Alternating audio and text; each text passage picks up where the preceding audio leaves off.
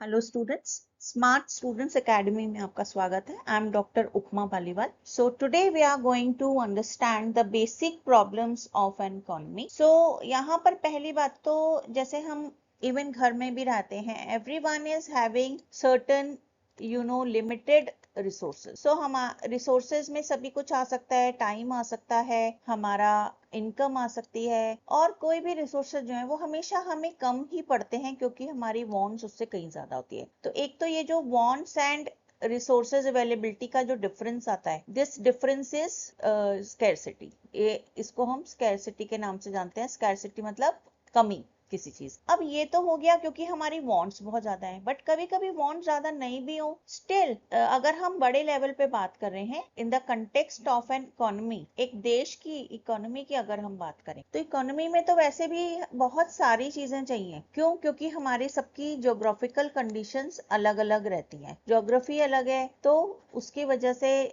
जो हमारे यहाँ सामान है, कहीं पर वाटर रिजर्व ज्यादा होंगे। Nature has given differently to every country. कहीं ट्रॉपिकल रीजन होगा, कहीं कुछ कंडीशंस होंगे, तो कहीं वाटर रिजर्व्स होंगे, तो कहीं oil reserve. So no economy is self sufficient. कोई भी इकोनॉमी ऐसी नहीं होगी जिसके पास सब कुछ हो बहुतायत में, कि हमें तो सब कुछ मिला है।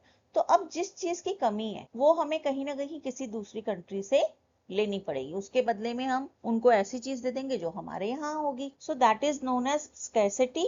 मतलब हर इकोनॉमी में scarcity is a problem. Second is unemployment, कि लोगों के पास जॉब की कमी होना। Third is inflation. Inflation means the subsequent and continuous rise, the persistent rise in the general price level of goods and services। तो persistent या consistent मतलब कि जो धीरे धीरे धीरे प्राइस बढ़ता रहे over the period of time.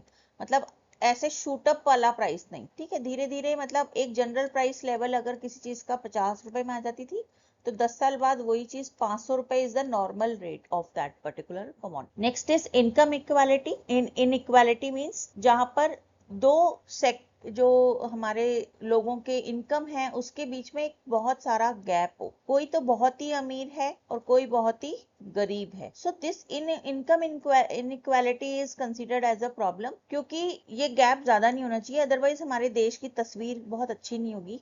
कहीं मॉल्स होंगे, पॉश चीजें होंगी, और कहीं एकदम गरीबी भुखमरी है ना, बेगर्स यू विल फाइंड। तो वो अच्छी चीज नहीं है। इनकम इनइक्वालिटी को हमेशा कहा जाता है कि जितनी कम हो उतना अच्छा है द इकोनॉमी। क्योंकि देखिए, गरीब लोगों के पास अगर खर्च करने को नहीं होगा, देश की ग्रोथ में कौन मदद करता है?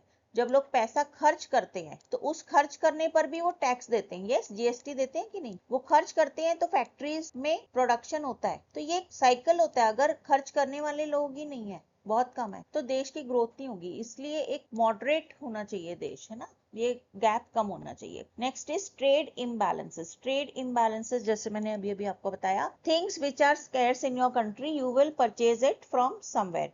जो आपके देश में नहीं है वो आप किसी और को दे देंगे और वहां से आप ले लेंगे। तो ये जो आपने कितना सामान, मतलब रुपीज में या डॉलर्स में जैसे एक्सचेंज करके होता है ट्रांजेक्शन, तो कितने डॉलर्स का ये जो इम्बैलेंस है, मान लीजिए आपने ज्यादा इंपोर्ट कर लिया और बहुत कम एक्सपोर्ट किया, तो आपका देने का पैसा जो है वो ज्यादा हो जाएगा। अभी मोदी जी कह रहे हैं कि आप फॉरेन विदेश यात्रा ना करें, आप जो है गोल्ड ना खरीदें क्योंकि गोल्ड इंपोर्ट करके आता है। तो ये जो इम्बैलेंस है, मतलब जो डिफरेंस है दोनों का, कि हम लाए ज्यादा हमारे देश में और गया हमारे देश से सामान कम, बिका कम, तो वो इम्बैलेंस अगर बहुत ज्यादा है तो मतलब हमारा देश जहाँ देनदार देश बन जाएगा, जिसको देने पैसा देने का बहुत बाकी है। So it is not a good condition. So that is why it has been kept under basic problems of an economy. तो सरकार देखती है कि इम्बैलेंस ज्यादा बढ़ना नहीं चाहिए, वरना सरकार के पास बहुत सारे तरीके होते हैं।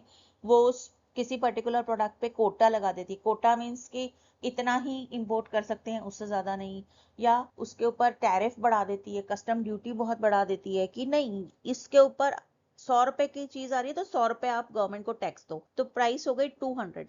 So when the product's price will become very expensive, people will refrain themselves to purchase that good, कि ठीक है ये तो बहुत महंगा हो गया, अब हम नहीं लेते। तो इस तरीके से गवर्नमेंट कई तरीकों से आपको मना कर सकती है कि आप इंपोर्ट ज्यादा ना करें ताकि इम्बैलेंसेस ज्यादा ना बढ़े। Next is fiscal deficit. Fiscal means taxes. एक हर देश में टैक्स स्ट्रक्चर होता है। So the government imposes taxes on the general citizens public, और लोगों से पैसा लेकर सरकार देश को चलाती है। अगर ये घाटे का, फिस्कल डेफिसिट मतलब घाटे का बजट। घाटे का बजट अगर कैसे बनेगा, इसका मतलब है कि सरकार के पास पैसा जितना आया उससे ज्यादा उन्होंने खर्च कर दिया, तो जो बीच का डिफरेंस है वो हो गया घाटा, डेफिसिट। उसको पूरा करने के लिए what government does, government takes डेप्ट। डेप्ट मतलब उधार। किससे लेगी? पब्लिक से। तो या तो अपने देश की जनता से लेगी, पब्लिक से, या फिर किसी बाहर की कंट्री से लेगी। तो ये जो पब्लिक डेप्ट है, it is again a borrowing and problem, मतलब एक्स्ट्रा बर्डन ऑन गवर्नमेंट। तो गवर्नमेंट फिर से ये बोरोइंग चुकाने के लिए लोगों के ऊपर टैक्स बढ़ा देगी। क्यों? क्योंकि सरकार की इनकम तो टैक्स से ही आती है। तो हम ही से पैसा लेके सरकार हमें ही वापस करेगी। मतलब एक तरीके से महंगाई बढ़ जाएगी, क्योंकि सरकार टैक्स बढ़ाकर हमसे ज्यादा पैसा ले लेगी और वो पब्लिक डेप्ट, हमसे लिया हुआ लोन हमें ही वापस कर देगी। तो ये सब प्रॉब्लम्स है। इसका मतलब है कि हमारी गवर्नमेंट अच्छे से काम नहीं कर पा रही है या हमारा देश अच्छे से चला नहीं पा रही है। तो पब्लिक डेप्ट is also not a good thing to happen in any country. तो इसीलिए वो एक प्रॉब्लम है। अब हम आगे देखते हैं। अगला है पुअर इंफ्रास्ट्रक्चर। इसको मैं नेक्स्ट स्लाइड में जब ये आएगा डिटेल में तो समझा दूंगी अच्छे से। Political instability. If the government is not stable in any country, सरकार बार बार गिर जाती है या ठीक से नहीं चल रही है, वो भी एक प्रॉब्लम है। देश नहीं अच्छे से आगे बढ़ पाएगा। बार बार गवर्नमेंट बदल रही है। सो गवर्नमेंट के बदलने से the different governments will have different ideologies, different way of working. तो देश आगे नहीं बढ़ पाएगा। कोई प्रोजेक्ट एक गवर्नमेंट ने शुरू किया था, दूसरी गवर्नमेंट आके उसको बंद कर देगी। So these are basic problems of economy. तो stable government is a good thing to have in your country. Then environmental sustainability. Suppose environment जो है वो ठीक से सस्टेनेबिलिटी पे लोग काम नहीं कर रहे हैं, पोल्यूशन बढ़ता जा रहा है, या जो हमारी प्रैक्टिसेस हैं कचरा संभालने की या फेंकने की या plastic usage, so environmental friendly नहीं है, सस्टेनेबिलिटी पे ध्यान नहीं है। नेचुरल रिसोर्सेज क्या होगा?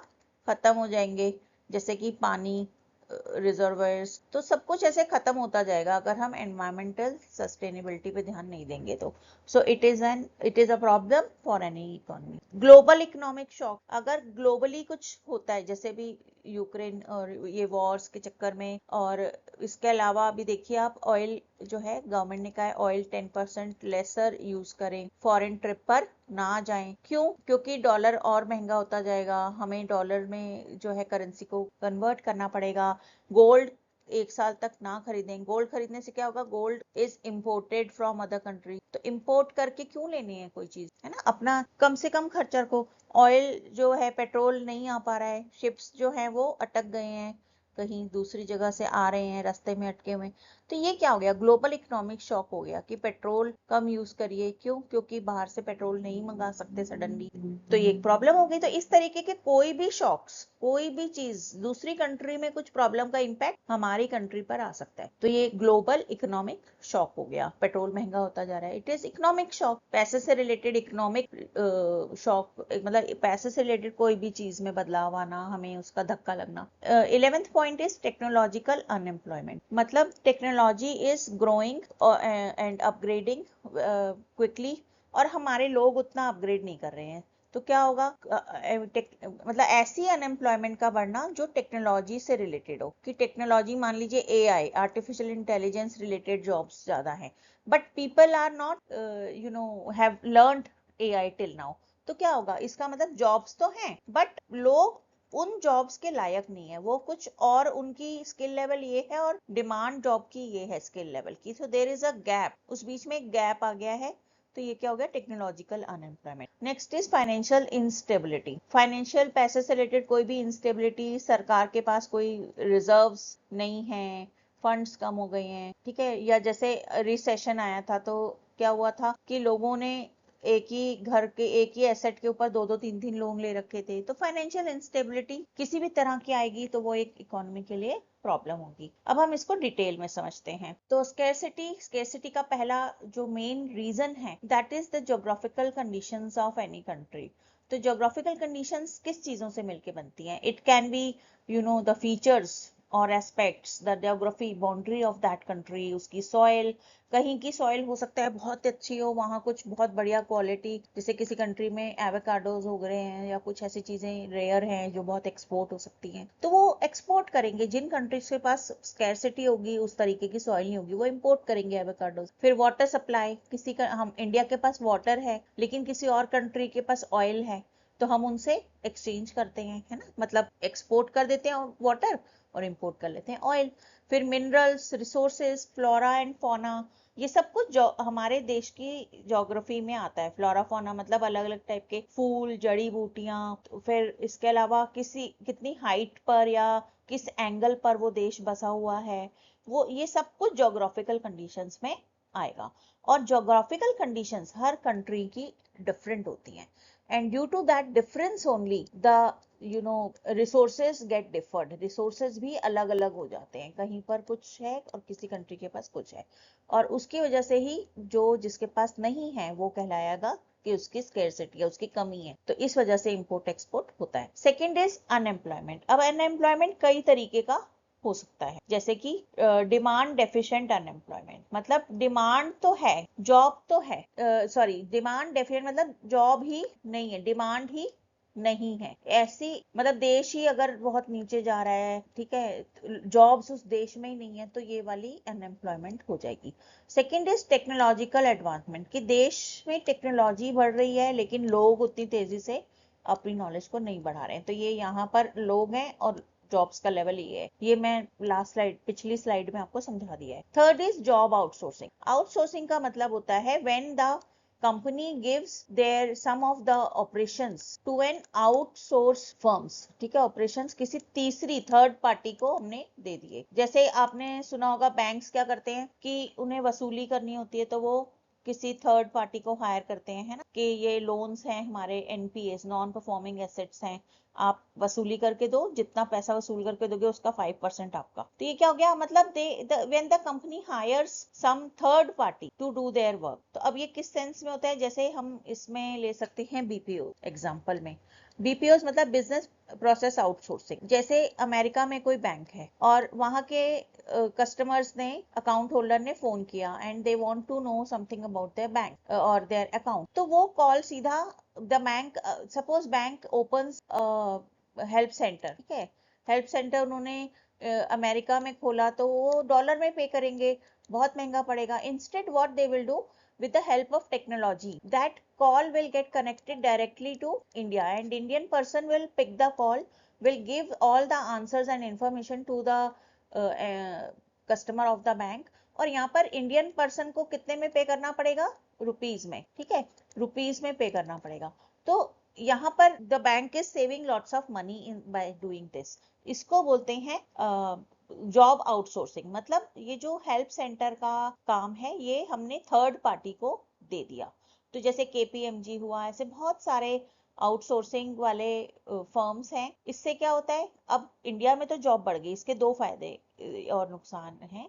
एक फायदा ये हुआ कि इंडिया में जॉब्स बढ़ गई, बट नुकसान किसको हो रहा है, अमेरिका के लोगों को, जो ये काम कर सकते, उनकी जॉब्स वहां पर कम जनरेट हुई, है ना, क्योंकि वो जॉब इंडियंस को दे दी गई। So this is known as job outsourcing. तो जहां से भी जॉब को शिफ्ट कर दिया जाएगा, अब यहाँ जॉब तो हो रहा है, काम तो हो रहा है, लेकिन कर कोई और रहा है, तो जहां से ये जॉब शिफ्ट होगा, मान लीजिए अमेरिका से ये जॉब इंडिया में आउटसोर्स कर दिया गया, तो अमेरिका में जो है जॉब आउटसोर्सिंग की वजह से एम्प्लॉयमेंट कम हो जाएगा, जनरेशन। थर्ड पे आ जाते हैं inflation. So inflation is a consistent rise in the price levels over a period of time। consistent मतलब जो धीरे धीरे प्राइस बढ़ता है, मतलब हम यहाँ पे शॉक की बात नहीं करेंगे, आज इतना एकदम झटका लग गया, इतना प्राइस बढ़ गया, वो होगा शॉक, नहीं, ये धीरे धीरे प्राइस बढ़ता रहता है और लोगों को उस प्राइस की आदत हो जाती है कि 10 साल पहले कोई चीज 50 रुपए की थी, आज 500 नॉर्मल है उसका रेट, तो ये 500 की लोगों को आदत हो चुकी है, ठीक है। तो ये दो तरीके से होता है इन्फ्लेशन। तो इन्फ्लेशन कभी भी बहुत हाइपर इन्फ्लेशन नहीं होना चाहिए किसी कंट्री में, otherwise it is a problem कि लोग उतना पैसा फिर कहाँ से लाएंगे पे करने के लिए। तो ये इन्फ्लेशन का अलग से मैं वीडियो बनाऊंगी, जिसमें है दो कारणों से होता है इन्फ्लेशन। मतलब अगर प्राइसेस सेम रहे, जिंदगी भर बढ़े ही नहीं, वो भी नहीं हो सकता है, क्लियर। तो ये बढ़ेगा तो है ही, तो ये एक लिमिट में बढ़ते जाना चाहिए, तभी तो ग्रोथ हो रहा है वो। क्योंकि देखिए जैसे आप जॉब कर रहे हैं, किस किस को चाहिए इंक्रीमेंट हर साल सबको चाहिए। तो अगर इंक्रीमेंट चाहिए तो कंपनी इंक्रीमेंट अगर देती है तो मतलब कंपनी का कॉस्ट बढ़ गया, कॉस्ट बढ़ा तो कंपनी किससे वसूलेगी? वो अपने एमआरपी में ऐड करेगी अपना बढ़ा हुआ कॉस्ट। और फिर एमआरपी कौन पे कर रहा है? कस्टमर। कस्टमर्स कौन है? हम ही लोग हैं जो कहीं ना कहीं नौकरियां कर रहे हैं कहीं ना कहीं। तो एक तरफ से हमारी सैलरी बढ़ेगी और एक तरफ से कहीं ना कहीं खर्चा भी बढ़ेगा। तो एक लिमिट के अंदर तो इन्फ्लेशन बढ़ेगा ही बढ़ेगा। यू कैन नॉट मतलब स्टॉप दिस, क्योंकि लोगों को अपनी ग्रोथ होते हुए भी दिखना चाहिए। क्लियर? तो इन्फ्लेशन दो तरीके का होता है, demand push, demand pull and cost push. तो ये मैं उस लेक्चर में डिटेल में बता दूंगी। Next is income inequality. So income inequality बहुत ज्यादा नहीं होनी चाहिए। अगर कोई बहुत इस लेवल पे है और कोई बहुत अमीर है और बीच में बहुत, तो हमारे देश की पिक्चर अच्छी नहीं होगी। कहीं तो भुखमरी है ना, beggars are there on the roads, और कहीं बहुत अमीर लोग हैं। तो ऐसे देश की पिक्चर बिल्कुल भी अच्छी पिक्चर नहीं है।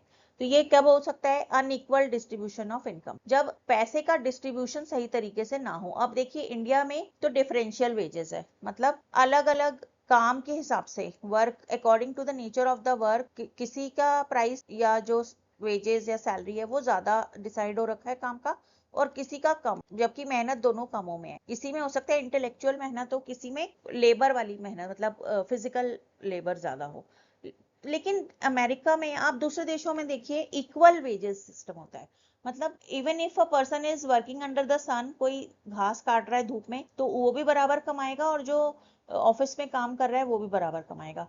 तो ये एक तो उस कंट्री के टैक्स पे डिपेंड करता है, उस कंट्री की सैलरी स्ट्रक्चर पे डिपेंड करता है, बहुत सारी चीजों पे डिपेंड करता है। तो इस वजह से जो है वो डिसाइड होता है कि कैसी लोगों की इनकम होगी, उसमें बहुत डिफरेंस होगा या नहीं होगा। तो ये सरकार की पॉलिसीज इसमें बहुत बड़ा रोल प्ले करती हैं। तो गवर्नमेंट क्या करती है? रीडिस्ट्रीब्यूटिव फिस्कल पॉलिसीज बनाती है।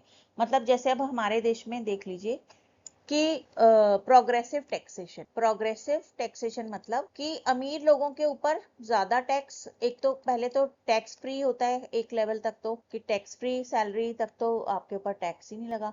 फिर उसके बाद 10% से लेके 35% तक जाता है, जिसकी जितनी ज्यादा इनकम उतना ज्यादा टैक्स। ऐसा क्यों गवर्नमेंट करती है? इन इक्वालिटी को कम करने के लिए करती है। सेकेंड थिंग इज कि इसके अलावा भी गवर्नमेंट और भी तरीके करती है जिससे कि ये इनइक्वालिटी कम हो। जैसे कि बहुत सी लाडली बहना योजना, ये सब योजनाएं कि सरकार गरीबों को पैसा देती है, राशन देती है, फ्री एजुकेशन देती है, स्कूल्स हैं उनके लिए, हॉस्पिटल्स हैं, आयुष्मान योजना, एम्स जैसे हॉस्पिटल्स हैं, है ना, मेडिकल सर्विस फ्री है।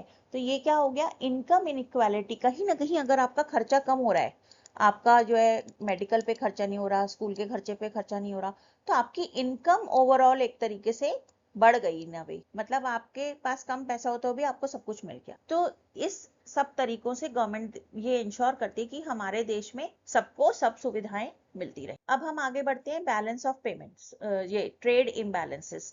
मतलब जो भी सामान हमने दूसरे देशों के साथ इंपोर्ट एंड एक्सपोर्ट किया है, जो हमारे देश से बाहर गया है सामान और जो हमारे देश में आया है, उसके बीच में डिफरेंस ज्यादा ना हो, ऐसा गवर्नमेंट कोशिश करती है। नहीं तो क्या होगा? ट्रेड डेफिसिट या सरप्लस हो जाता है। मतलब आपने क्या होता है कि देखिए बहुत सारी कंट्रीज हैं, अगर हमें दिन में 10 कंट्रीज को एक्सपोर्ट करना है कोई गुड, मैं मान लीजिए एक एक्सपोर्टर हूँ और 10, तो मुझे 10 कंट्रीज के साथ उसकी अलग अलग करेंसी में एक्सचेंज करना पड़ेगा। उसकी जगह पे क्या किया गया है, ज्यादातर काफी कंट्रीज ने ये डिसाइड किया कि ठीक है हम डॉलर में करेंगे। तो अब मैंने भी रुपीस को डॉलर में कन्वर्ट कर लिया और दूसरी कंट्री वाले ने भी कर लिया।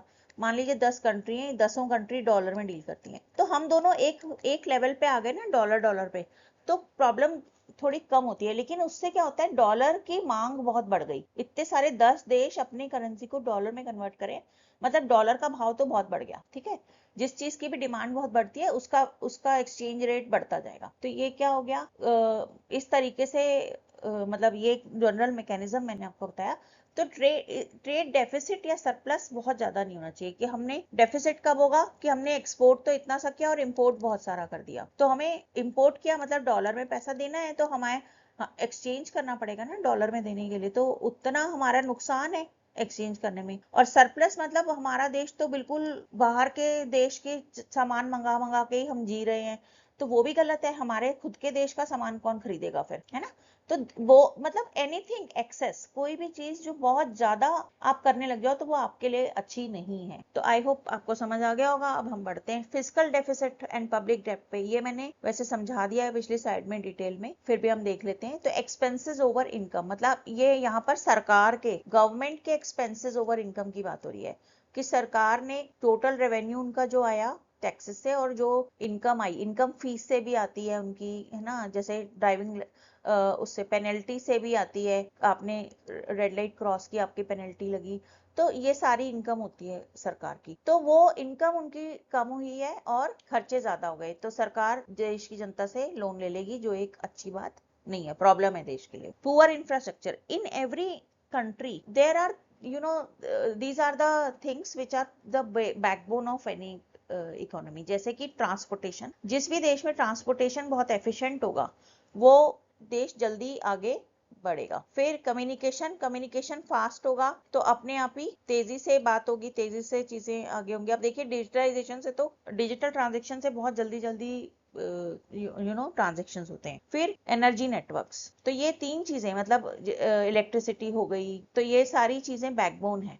तो अगर ये कमी है, अगर किसी देश में रोड्स नहीं है, एनर्जी, बिजली नहीं है, टेलीफोन नहीं है, तो वो देश ज्यादा आगे नहीं बढ़ेगा या बहुत स्लो स्पीड से आगे बढ़ेगा। तो वो एक प्रॉब्लम हो गई इकोनॉमी की। फिर political instability, government is changing again and again, या फिर पॉलिटिकल अनरेस्ट, बार बार कोई प्रॉब्लम हो जाती है पॉलिटिकल पार्टी में, अनरेस्ट है, गिर जाती है सरकार। फिर जो सरकार जो अगर देश के हित में काम नहीं कर रही है, डेटरिंग इन्वेस्टमेंट एंड इकोनॉमिक ग्रोथ, वो अपना फायदा देख रही है सरकार और देश का नहीं देख रही है, that is again a problem. Ninth is environmental sustainability, economic activities can have negative environment impacts, मतलब कोई ऐसे प्रैक्टिसेस हो रहे हैं देश में जो देश के लिए ठीक नहीं है, कि हम आज के बारे में सोच रहे हैं सिर्फ कि आज हमें पानी मिल जाए, कल का पता नहीं, ठीक है, वो गलत है। So the citizens of the country also and the government should also make such policies that their focus should be on long term sustainability। तो ये बहुत ही जरूरी है, otherwise the economy will not run in an efficient way। हमें देश को efficient way में चलाना चाहिए। ग्लोबल इकोनॉमिक शॉक्स पे आ जाते हैं। तो जैसे ऑयल के प्राइसेस चेंज होते रहते हैं, है ना, ये एक हमारे देश के लिए शॉक हो सकता है, या जो इंपोर्ट करते हैं उनके लिए हो सकता है। स्टॉक मार्केट क्रैश हो गया, कोई दूसरे कंट्री में कुछ हो गया, उसका इम्पैक्ट जो है सभी कंट्रीज के स्टॉक मार्केट पे आ जाता है। ग्लोबल टेररिज्म, ये कुछ ऐसी चीजें हैं जो मतलब ग्लोबल लेवल पे कुछ प्रॉब्लम हुई तो each and every economy is interconnected आज की डेट। तो इस ग्लोबलाइजेशन के बाद तो बहुत सारी चीजें चेंज हो गई हैं, है ना, तो ये सारे शॉक्स ये इकोनॉमिक प्रॉब्लम में आ जाएंगे। आउटसोर्सिंग, ये जो टेक्नोलॉजिकल अनएम्प्लॉयमेंट है, इसमें outsourcing I have explained you in much detail, तो मैं दोबारा नहीं समझा रही। फिर ऑटोमेशन, एआई, हाँ इसका भी मैंने एग्जांपल ही दे दिया था। फिर आ गया फाइनेंशियल इंस्टेबिलिटी, तो करेंसी डिवैल्यूएट करती है, इसको भी मैंने यहाँ पे कहीं समझा दिया था दूसरे पॉइंट में। 2008 में रिसेशन आया था, तो रिसेशन का रीजन था many you know people use to take loan again, मतलब many loans, more than one loans against a single property. वो एक ही प्रॉपर्टी को मॉर्टगेज रख के 2 से 3 लोन ले लेते थे। तो जब रिसेशन का बबल फूटा, उनके पास पैसे बहुत आ जाते थे, ज्यादा खर्चा करते हैं लोग, ज्यादा पैसे आ जाते हैं, तो उस वजह से जो है जब वो बबल फूटता है और तो डेफिनेटली फिर बहुत लोगों, मतलब एकदम से बैंक्स के ऊपर असर आता है, बैंक्स का लोन रिकवरी नहीं होता है, तो इस वजह से ये रिसेशन आया था।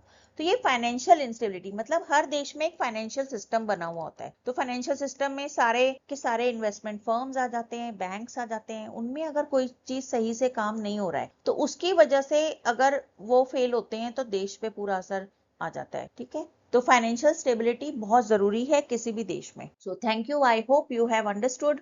Please like and comment and share if you like the video. Thank you.